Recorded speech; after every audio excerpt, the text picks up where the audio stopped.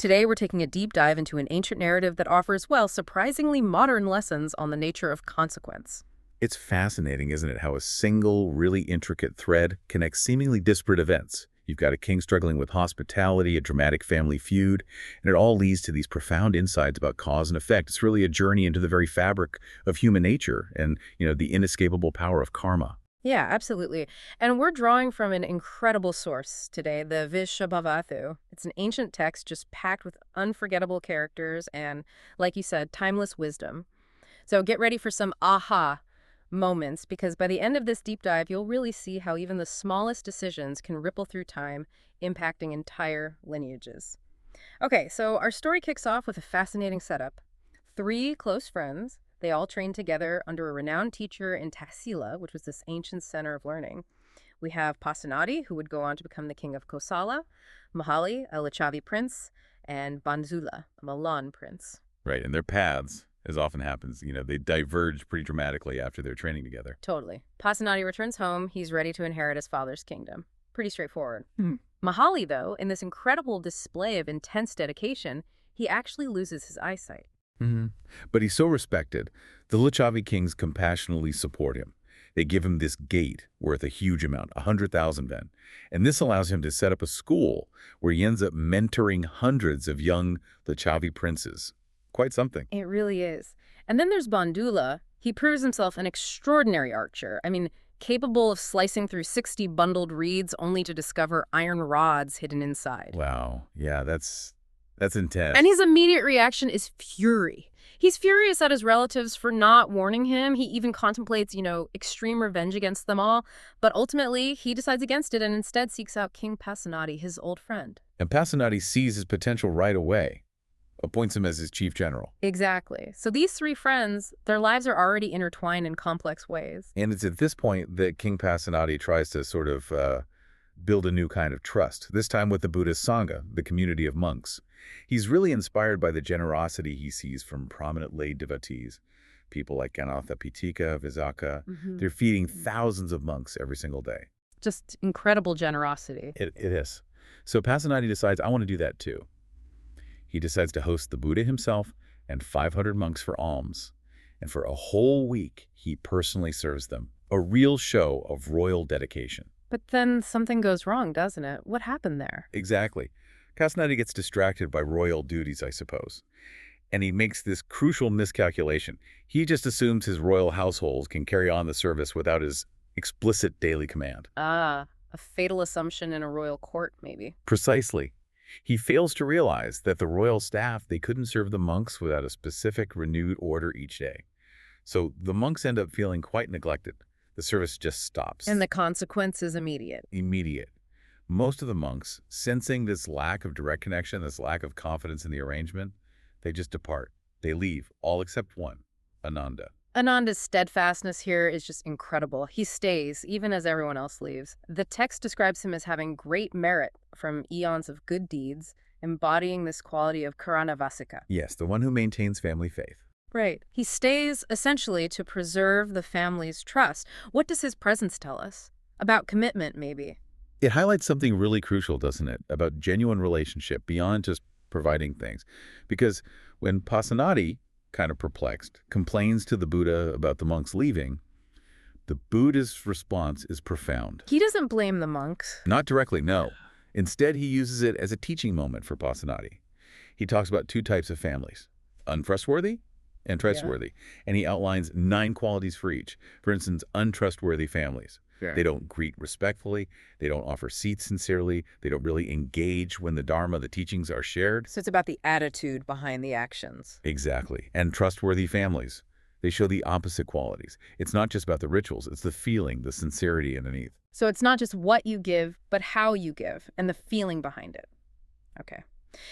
And to really drive this point home, the Buddha then tells an ancient Jataka story, a story of one of his past lives. This is where it gets really interesting for you because it illustrates this deep meaning of trust, visasa, in a way that goes beyond just material care. Tell us about Kesavattappa. Yes, this is a wonderful story. Kesavattappa, who was the Buddha in a past life, and his disciple Kapaka, who was Ananda in a past life. So, Kesava, he was a former king, who renounced his throne to become an ascetic.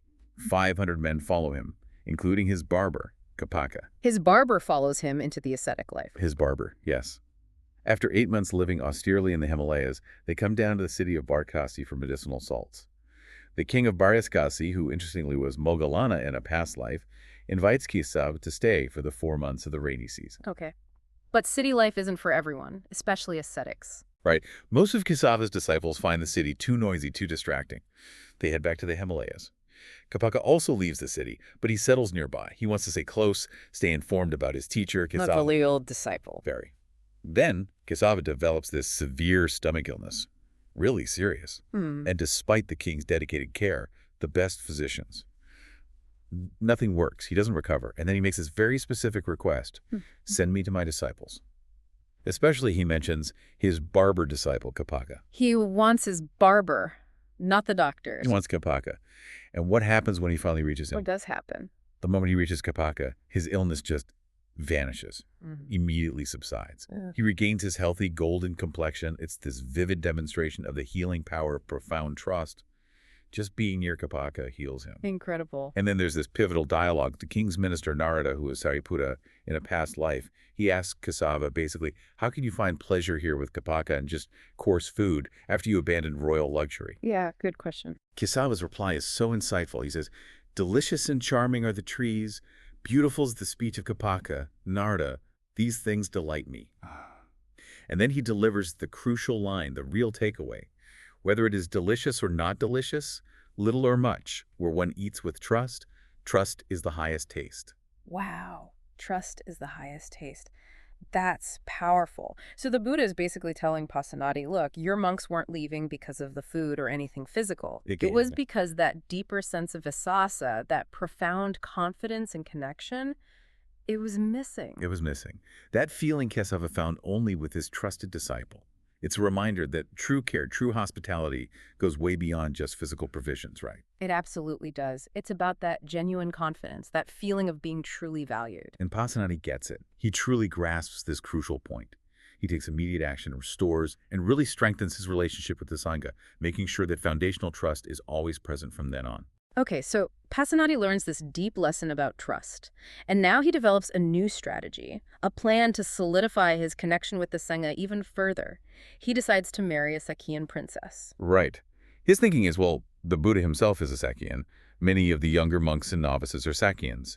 If he marries into the clan, they'll feel more comfortable, more free to visit his palace, see him as family, essentially. Makes sense on the surface, but what follows is, well, it's a tale of pride and pretty significant deception, isn't it? Oh, absolutely. The Sakyas, they were known for their noble lineage. They considered themselves superior, even to King Pasenadi of Kosala. They absolutely did not want to give a true noble daughter to Pasenadi. But they also feared his power if they just refused outright. So they're caught between pride and fear. Exactly. So they hatched this deceitful plan. Mahana Masaka, a prominent Sakyan leader, he offers his daughter, Vasapakaya. But here's the catch. Vasapakaya wasn't born to a noble Sakyan lady. She was born to one of Mahanama's slave girls. Wow. Okay. How do they hide that? Pasenadi must have had conditions. He did. His envoys were specifically told, make sure she eats from the same dish as her father. That was the proof of equal standing. So Mahanama gets clever. Right at the last moment, as the envoys are watching, he pretends to share a meal with her. He has a curtain quickly drawn aside, takes a bite from a dish near her. Ah, a technical fulfillment. Just barely. But He manages to fool the envoys.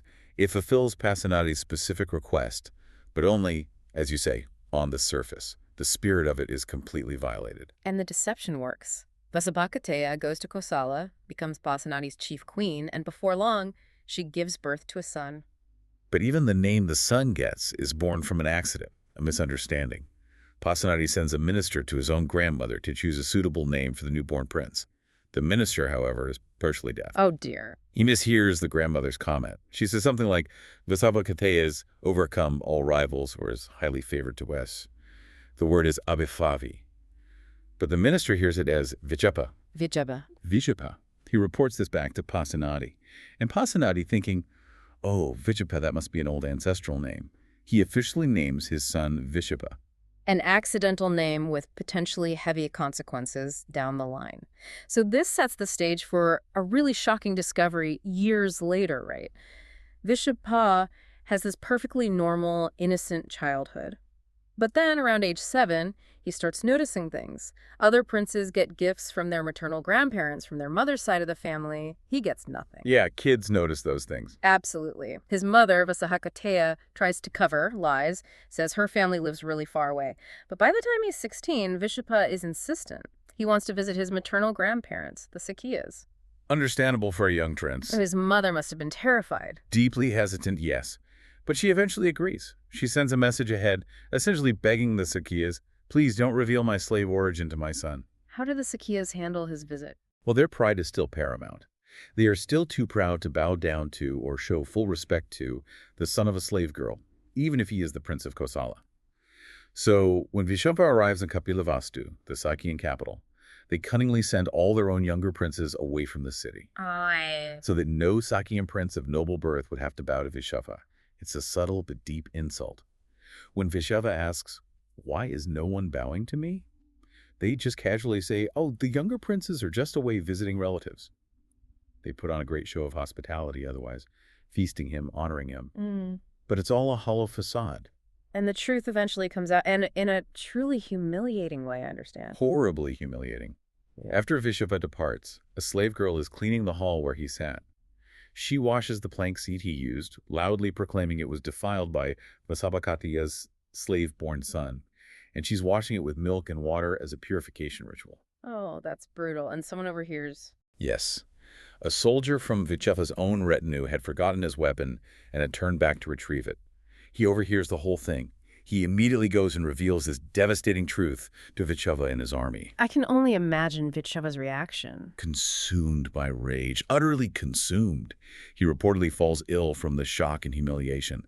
And right then and there, he makes this burning vow. When I become king, he swears, I will wash that very plank with the blood of the Sakyas. A vow of vengeance born from deep humiliation, and the immediate fallout back in Kusala. What happens when King Pasenadi finds out the truth about his wife and son? He is furious. He feels utterly betrayed and publicly humiliated. In his anger, he strips both Vasabhakatiya and Vishapa of all their royal privileges. He basically treats them as slaves, matching the status he now believes is rightfully theirs. Wow, that's harsh. From chief queen and crown prince to slaves? It's a dramatic fall. But then the Buddha steps in. Again, a crucial intervention. He visits Pasenadi and offers counsel, delivering this really important teaching on the nature of true lineage, a teaching that feels very relevant even today, when we think about how people are judged. What does the Buddha say? He tells Pasenadi that, yes, the Sakya's deception was absolutely improper, wrong. But, he points out, Vasabhakatiya was consecrated as a queen in a king's household. She held that position legitimately. And Vishapa was born to a king. The Buddha emphasizes that in their tradition, the father's lineage, the Pitagata, is paramount. It's the father's status that truly defines the son's royal standing, not the mother's origins. So the father's lineage trumps the mother's circumstances. Essentially, yes. And to illustrate this point, the Buddha recounts another Jataka story, the Katara Yadaka. It's the story of a poor wood-gathering woman who, through her own virtue and circumstances, actually became a chief queen, and her son went on to become a great king, ruling a vast kingdom. So the message is that status isn't solely determined by birth circumstances, especially on the maternal side, and that worth can be found anywhere. Exactly. It emphasizes the father's line, and perhaps also one's own actions and destiny, rather than just the social standing of the mother.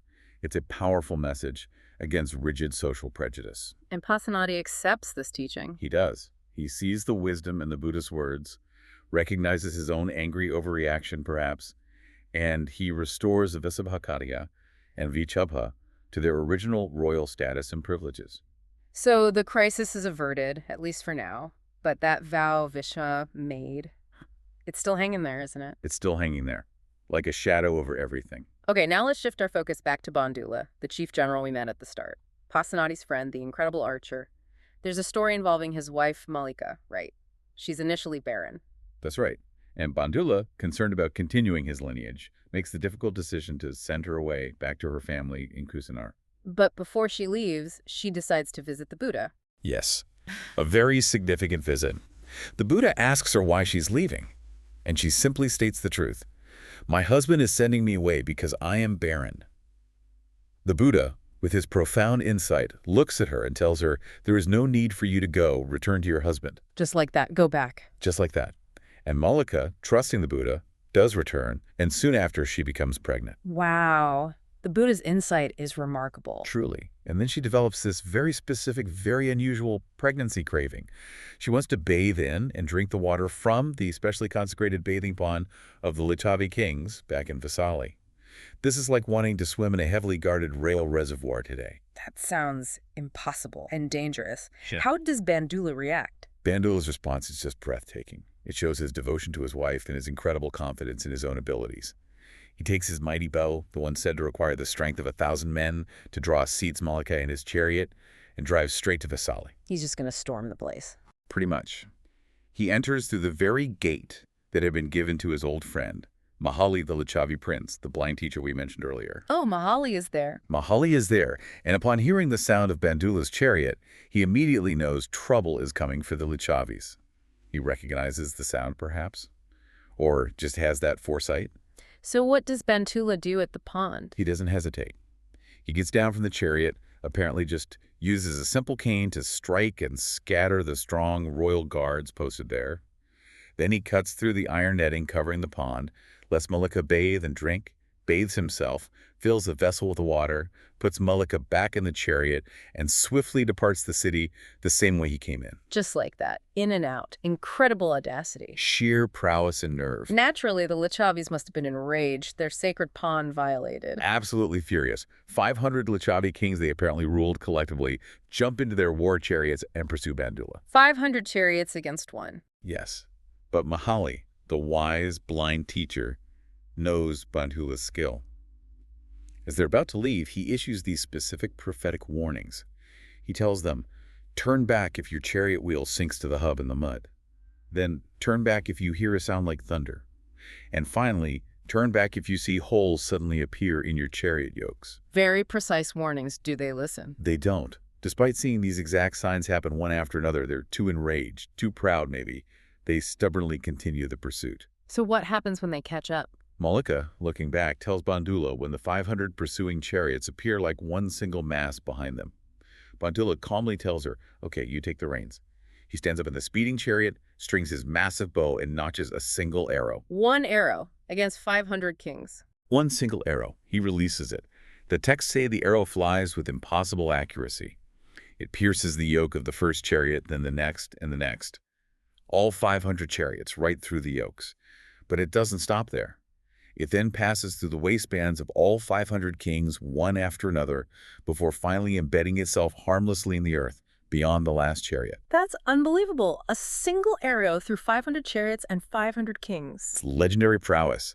Bandhula then turns his chariot slightly and calmly tells the pursuing kings, you are all dead men, go home. How do they react to that? They scoff at him initially. Dead men. We're perfectly fine. But then, one of them unties the waistband of the very last king in the line, and that king immediately falls down dead. Oh my goodness. Realizing the horrifying truth that the arrow had mortally wounded them all, held up only by their tightly tied waistbands, all 500 kings turn their chariots around. They return home, make their final arrangements, instruct their families on what to do, lie down, and then die. Wow. The power of Bandhula, the consequence of ignoring warnings. It's an astonishing story. It truly is, and it sets the stage for more drama involving Bandhula. And after all that, Mallika's fertility. It's extraordinary, isn't it? Quite extraordinary. Following the Buddha's blessing and Bandhula's feat, she doesn't just have one child. She gives birth to 16 sets of twin sons. 16 sets of twins, that's 32 sons. 42 sons, all renowned as strong, brave, skillful warriors like their father. The texts say they would fill the entire royal courtyard when they accompanied Bandhula to the palace. Imagine that sight. 32 warrior sons. Meanwhile, Bandhula, besides being the chief general, also gains a reputation as a judge, a righteous judge.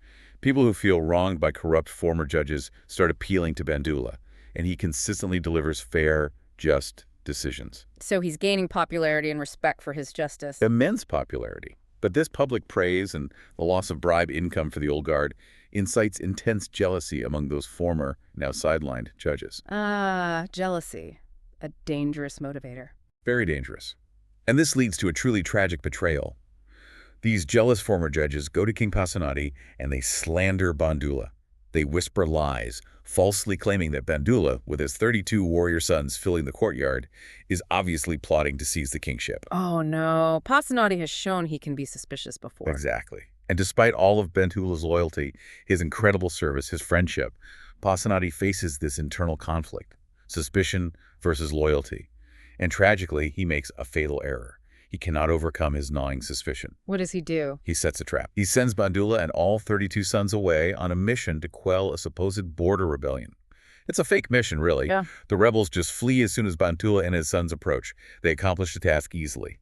But Pasenadi, consumed by his fear, has secretly dispatched powerful warriors to ambush and execute Bandhula and all 32 sons upon their return, just outside the city gates. He has his most loyal general and all his sons assassinated based on slander and suspicion. He does a terrible, tragic mistake. The scene that follows this, it involves Malika, again, Bandhula's wife.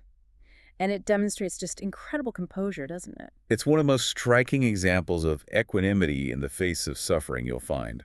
On the very day of the execution, Malika happens to be hosting the Buddha's two chief disciples, Sariputta and Moggallana, along with 500 other monks, for the midday meal offering, the alms round. So her house is full of monks, including the most revered ones. Yeah, exactly. Early that morning, she receives a letter. It informs her that her husband and all 32 of her sons have been beheaded just outside the city. Devastating news. How does she react? She reads the letter, quietly folds it, and places it in her lap, and then she continues serving the monks, supervising the meal offering, without showing a single flicker of emotion. No tears, no outbursts, nothing. Unbelievable composure. It continues. Later during the meal, a serving maid accidentally drops a pot of valuable ghee-clarified butter, and it smashes on the floor right in front of the chief disciples. Sariputta, the chief disciple known for his wisdom, calmly remarks, "Bhagini, sister, broken things are impermanent. They are not to be worried about." A teaching moment, even then. And Malika uses this moment. She calmly takes out the letter from her lap and says to Sariputta, "Venerable sir, just this morning I received news that my husband the general and my 32 warrior sons were executed by the king. If I did not lament their deaths, why should I possibly grieve over a mere broken pot of ghee?" Wow. Putting it all into perspective with such clarity. Incredible strength and wisdom. Sariputta then delivers a teaching on the impermanence of all compounded things, the nature of life and death. And her wisdom extends even further, doesn't it, to her daughters-in-law? It does. Later, she gathers her 32 daughters-in-law, the wives of her slain sons, and she counsels them, instructs them, do not lament, do not harbor anger or resentment towards the king. Instead, she tells them to understand that their husbands received the fruit, the consequence of their own past karma. Actions from previous lives, perhaps. It's a profound teaching on acceptance and non-retaliation. Understanding karma helps her process this unimaginable grief. It seems to give her that framework. And news of her extraordinary composure reaches King Pasenadi. He is deeply moved, filled with remorse now for his terrible act. He goes to visit Malika, begs for her forgiveness, and offers her any boon, any favor she desires. What's she ask for? She doesn't ask for revenge or riches. She simply asks to be allowed to return safely to her family home in Kusinara, along with her 32 daughters-in-law. Pasenadi grants this, of course. And later, Malika thoughtfully sends each daughter-in-law back to her own respective family, ensuring their well-being. What an incredible woman. Strength, wisdom, forgiveness. Truly remarkable. But the cycle of action and consequence isn't over yet. No, because Pasenadi, full of remorse for executing Bandhula, what does he do next? He appoints Bandhula's nephew, Digakaryana, as his new chief general. Yes. Trying to make amends, perhaps? Show goodwill to the family he wronged? Maybe, but Digakaryana hasn't forgotten. He secretly harbors this deep desire for revenge for his uncle Bandhula's unjust death. So the stage is set for yet another turn in this cycle of revenge. And this sets the stage now for King Pasenadi's own downfall, his own precipitous end. It happens during a visit to the Buddha. Pasenadi goes to see the Buddha. Before going into the Buddha's private chambers, he does something customary for kings visiting a revered figure. He removes his 5 articles of royal insignia. His crown, his sword, those symbols of power. Exactly. The crown, the royal sword, the ceremonial parasol, his royal slippers, and the yak-tail whisk. He hands them all over for safekeeping to his new chief general, Digakaryana. He trusts the nephew of the man he had killed. He does. And Digakaryana seizes this exact opportunity. The moment Pasenadi is inside with the Buddha, Dighakarana takes the royal regalia, rushes back to the capital, and immediately crowns Vichapa, Pasenadi's son, as the new king. Then he completely abandons Pasenadi at the monastery. Just leaves him there, without his guards, his symbols of office. Leaves him with only his horse and a single serving woman. Pasenadi comes out from seeing the Buddha to find himself betrayed, overthrown, and alone. What a reversal. What happens to Pasenadi? He desperately tries to reach the city of Rajagaha, ruled by his nephew, King Ajatasasu, hoping for refuge or help. But he arrives late at night, and the city gates are already closed, exhausted, exposed to the elements, heartbroken perhaps. King Pasenadi dies overnight in a common shelter just outside the city walls. A lonely, ignoble end for a king. A direct consequence, it seems, of his earlier actions and suspicions. The pattern is stark, isn't it? Actions ripple outwards. They certainly do. So now Vishatapa is king, finally. And what's the first thing he remembers? That vow, that burning adolescent vow of revenge against the Sakyas, the people who humiliated him, his mother's people, the vow to wash that plank seat with their blood. So he assembles a massive army. A huge army, and marches towards Kapilavastu, the Sakyan capital, intent on annihilation. But the Buddha intervenes again, doesn't he? His own clan is threatened. He does. Foreseeing the impending massacre of his own relatives, the Buddha makes these repeated, very symbolic interventions. 3 times, as Vichva's army approaches the border of the Sakya territory, the Buddha travels there. And he doesn't sit in the shade of a large, lush banyan tree that's nearby, where Vichva has set up his command post. Instead, he chooses to sit under a small, sparse-shaded tree right on the border. Why the sparse tree? It's a deliberate choice. When Vichva sees the Buddha, his own revered relative, sitting there in the poor shade, he approaches respectfully and asks, "Venerable sir, why sit in this thin shade when there's a large, cool banyan tree nearby?" And the Buddha delivers another poignant line, "O king, the shade of one's relatives is cool." A powerful, subtle message. Protects your kin. Exactly. Vyaka understands the implication immediately.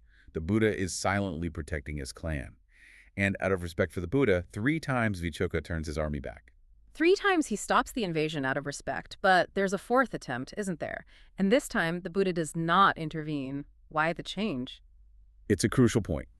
The commentary explains that the Buddha, with his deep insight, foresees that the collective negative karma of the Sakyas from a past life action has now ripened. Its time has come. And the force of ripened karma, even the Buddha, cannot prevent its consequences from manifesting. It's an illustration of the inexorable law of karma. So even the Buddha respects the workings of karma. The massacre is now unavoidable. It seems so. And the Sakya's fate unfolds. But it unfolds with this unique, almost tragic element of nonviolent resistance. Being followers of the Buddha's teachings, many Sakyans adhered strictly to nonviolence, ahimsa. They would not take another's life, even to defend themselves. So how do they fight? Well, they are skilled warriors, especially archers. During the battle, their arrows fly. But the texts say they miraculously passed between Vichva's soldiers, or just harmlessly through their clothing without actually killing anyone. They shoot to deter, perhaps, but not to kill. Demonstrating their commitment to non-killing, even in battle. Exactly. But Vichva observes this. He sees his own soldiers aren't dying. Realizing the Sakyans aren't truly fighting back with lethal force, he gives the brutal order for a complete massacre. Kill everyone. Total annihilation. Almost. He orders everyone killed, sparing only those who managed to take refuge directly with Mahānamasaka, the elder who orchestrated the original deception. There's also a detail about some Sakyas escaping by being clever with words. When soldiers asked them, "Are you a Sakya?" some would quickly bite a blade of grass and reply, "No, I am grass," Titaka, or hold a reed and say, "No, I am reed," Nakasaka. Avoiding a direct lie, but saving their lives. Exactly. They were spared. But the rest, men, women, even infants, are mercilessly slaughtered. A river of blood flows, and Vichva literally fulfills his vow by having that very clank seat washed with Sakyan blood. The clan is essentially wiped out. A horrific fulfillment of that vow. But wait, what about Mahānasaka himself, the one who started the deception? He was spared initially. Oh, Mahāna. His end is dramatic and almost unbelievable. Vichva confronts him after the massacre, and he insists that Mahānama must now eat a meal with him. Vichva knows that a proud country, a warrior noble like Mahānama would consider sharing a meal with someone he perceives as the son of a slave, the cause of his clan's doom, to be the ultimate dishonor. He'd rather die. So Vichva is forcing this final humiliation. It seems so. Mahānāma, seeing no way out, agrees, but says, "Let me just bathe first in the nearby pond." He goes to the pond, plunges underwater, and then he ties his long hair firmly around his own toe, anchoring himself to the bottom. He intentionally drowns himself rather than face the dishonor. He chooses death over eating with Vidudabha. Yes, and the text added detail. His immense virtue from past good deeds causes the underwater palace of the Naga King, a mythical serpent being, to become supernaturally hot. The Naga King investigates, finds Mahānāma, rescues him, and takes him to the Naga realm, where he apparently lives for 12 years. Wow. Okay, so Vidudabha doesn't know this. No. Vidudabha waits and waits by the pond for Mahānāma to resurface. When he doesn't, Vidudabha just assumes he drowned accidentally or out of shame, and he departs with his army. The cycle of revenge seems complete. The Sakyas are destroyed. Vidudabha fulfilled his vow. What happens to him next? His end is swift, dramatic, and deeply karmic. Vidudabha and his victorious army camp for the night by the Asiravati River. Now, there's an interesting detail. Those soldiers in his army who had strong, positive past karma unknowingly choose higher, dry ground to sleep on. But those soldiers whose negative karma was ripening, including Vidudabha himself, they choose to sleep down on the sandy banks closer to the riverbed. The text says swarms of ants indicated the dangerous spots, but they ignored the sign. Ants as an omen. Perhaps. That night, a sudden freak storm hits. A massive thunderstorm with heavy rain, maybe even hail. It causes a huge flash flood in the Siravati River. And they're camped right in the riverbed. Exactly. The floodwaters surge down, completely unexpectedly. Vidudabha and his entire army camped on the sandbanks are swept away into the river, carried out into the ocean, where the texts graphically state they were devoured by fish and giant turtles. A brutal end. Swept away by a flood, the entire army. The entire army responsible for the massacre. A complete and total karmic retribution, seemingly closing the cycle. It's incredible how all these dramatic, almost mythical-sounding events, they all connect back to these deep underlying principles of cause and effect, karma, trust, pride. What's the Buddha's ultimate explanation for all of this suffering, all this destruction? Yes. The Buddha provides profound explanations, linking these events directly to the law of karma. For the Sakyas massacre, he reveals its roots in a past collective action. In a previous existence, the people who were reborn as the Sakyas in this life had collectively poisoned a river, killing all the fish and creatures living in it. Ah, so their destruction by Vidudabha, while horrific, was the ripening fruit of a past mass killing they themselves committed. Exactly. It wasn't random or solely Vidudabha's fault in the grand karmic scheme. Their own past actions created the conditions for this tragedy. It's a sobering look at collective karma. And for Vidudabha's death, being swept away with his army by the flood, the Buddha uses it to teach a universal truth about the nature of death and attachment.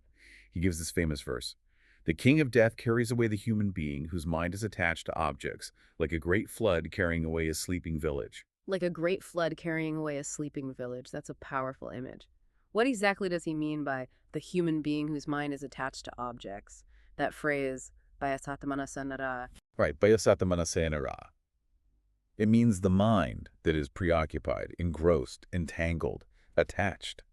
The Buddha compares this state of mind to a flower gatherer who is so focused on finding the next beautiful bloom that they don't notice the danger approaching.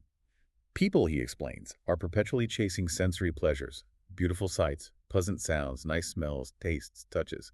They're busy acquiring possessions, cattle, land, servants, wealth, or even becoming attached to spiritual things, their monastic cell, their robes, their status. Constantly seeking, never satisfied, never really present. Exactly. They're so engrossed in this gathering of experiences and things, they're never truly satisfied, never fully present to the reality of the moment.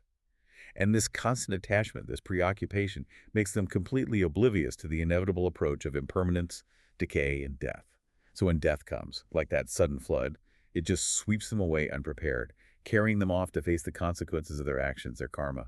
Just like the flood carried away Vidudabha and his army, lost in their recent victory and spoils, to their doom. It's a stark reminder to be aware, to be present, and perhaps less attached to fleeting things. Absolutely. It connects directly back to that idea of the preoccupied mind being vulnerable. So if we try to connect all this to the bigger picture, this whole intricate tapestry of lives, betrayals, revenge, and deaths, it really illustrates a profound principle, doesn't it? The inescapable law of karma. Actions, even actions from lifetimes ago, eventually ripen and bring forth their consequences, good or bad. And it really raises an important question for all of us listening right now. How aware are we of the seeds we are planting with our actions, our intentions, every single day? And what kind of harvest are we preparing for ourselves down the line? That's a really grounding question. So, what does this all mean for you listening to this? This deep dive into the Vichapavatthu reminds us that being constantly preoccupied with fleeting desires, fleeting possessions, fleeting experiences, whether we get them or not, it can really blind us to the inevitable currents of life, impermanence, and death. And the consequences that follow our actions. It truly makes you wonder, doesn't it? Are we constantly gathering flowers, chasing the next promotion, the next relationship, the next experience, the next distraction, so engrossed that we fail to see the approaching flood? The flood of change, loss, aging, the end of this life. It's a powerful thought to mull over. And perhaps it's a call to examine what truly holds our attention day to day and what kind of future, what kind of karmic consequence we are actually building for ourselves right now.